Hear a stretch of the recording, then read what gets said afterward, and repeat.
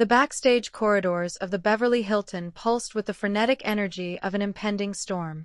Somewhere beyond the maze of black curtains and coiled cables, the muffled thump of bass vibrated through the walls as the opening act performed.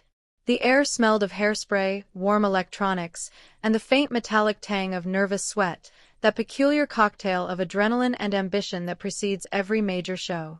Beyoncé Giselle Knowles moved through the chaos with the quiet assurance of someone who'd done this 1,000 times before. At 21, she was already a veteran. 3 albums deep with Destiny's Child, 2 Grammys on her shelf, and a voice that had defined the sound of modern R&B. Yet tonight felt different. This wasn't another Destiny's Child performance.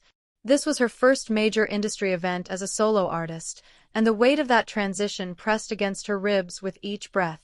She adjusted the strap of her black leather bodysuit, stylish but understated, the kind of outfit that blended in until you saw it under stage lights. Her hair, pulled into a sleek high ponytail, swayed slightly as she navigated the obstacle course of equipment cases and harried stagehands. No entourage, no fanfare. Just Beyoncé and the quiet hum of anticipation that always buzzed beneath her skin before a performance. 5 minutes to places, a stage manager bellowed, his voice cutting through the din. Beyoncé turned toward the stage entrance, only to find her path blocked by a frazzled woman in a headset, her clipboard clutched like a shield against the backstage chaos. "Hold up, sweetheart," the woman said without looking up from her paperwork. "Backup needs to check in at Station 3. Main performers only passed this point." The world seemed to slow. Somewhere in the distance, a mic feedback squealed. A dancer's laughter echoed down the hall. Beyoncé felt the eyes of nearby crew members flicker toward her, waiting to see how she'd respond. She could have laughed. Could have flashed that megawatt smile and said, "Honey, I am the main act." Could have summoned her manager with a snap of her fingers and watched this woman's face drain of color when she realized her mistake. Instead, Beyoncé simply tilted her head, that familiar fire sparking behind her calm expression.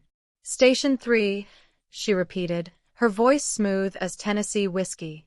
The coordinator finally looked up, really looked, and Beyoncé watched in real time as recognition dawned.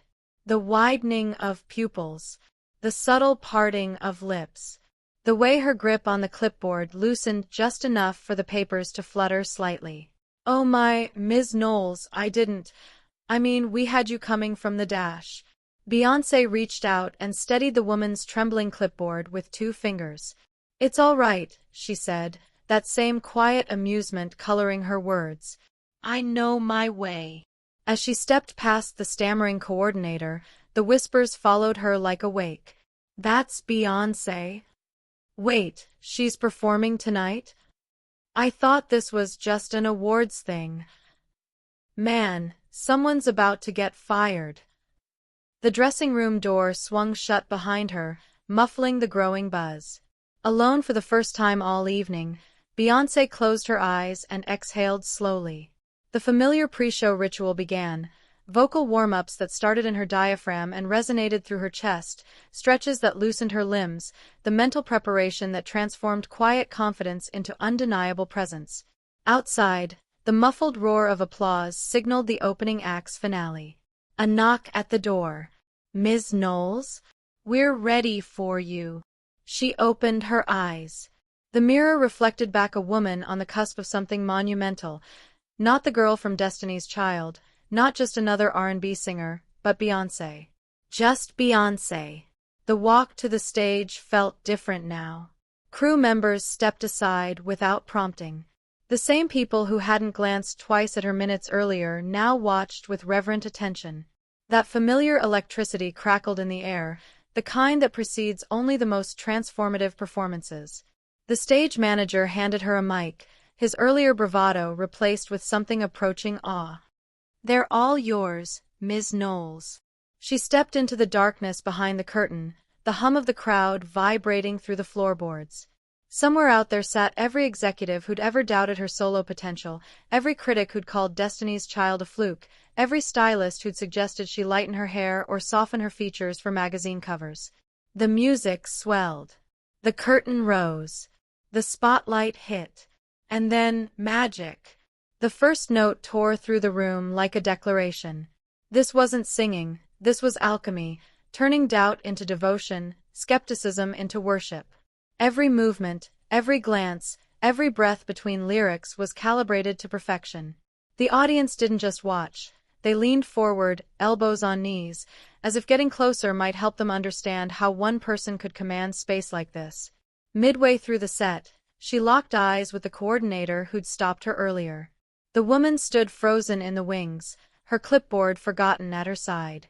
Beyoncé didn't smirk, didn't gloat. She simply held the gaze as she executed a spin so sharp it could have cut glass, landing in perfect sync with the downbeat. By the final chorus, the transformation was complete. The backup dancer narrative had been burned to ash. The girl group member label lay shattered at her feet. When the last note faded, the silence lasted only a heartbeat before the room erupted. Not just applause, but something closer to collective awakening. Backstage, the same executives who'd questioned her solo potential now scrambled for their phones. Publicists whispered urgently to assistants. The industry's tectonic plates were shifting in real time, and everyone could feel it. Beyoncé exited stage left, her chest rising and falling with the adrenaline still coursing through her. The coordinator from earlier stood waiting, her face a portrait of mortified awe. "Ms. Knowles, I can't begin to apologize enough for Dash." Beyoncé waved her off. "Don't worry about it." She adjusted her earpiece, the ghost of a smile playing at her lips. "Now you know for next time." As she walked away, the whispers followed like a tidal wave. "Did you see that? That might be the best performance we've ever had at this event. Columbia's got a monster on their hands. Someone call MTV. We need to book her for the VMAs immediately." The car ride home was quiet. Beyoncé stared out the window at the neon blur of Los Angeles, the adrenaline slowly settling into something more profound. Her phone buzzed incessantly. Managers, producers, journalists all suddenly desperate for her attention. She ignored them all. Because somewhere between being mistaken for a backup dancer and bringing an entire industry to its feet, something fundamental had shifted. The world had shown her its hand, revealing how even at the height of Destiny's Child's success, she still had to prove herself. Still had to fight for recognition. Still had to work twice as hard for half the credit.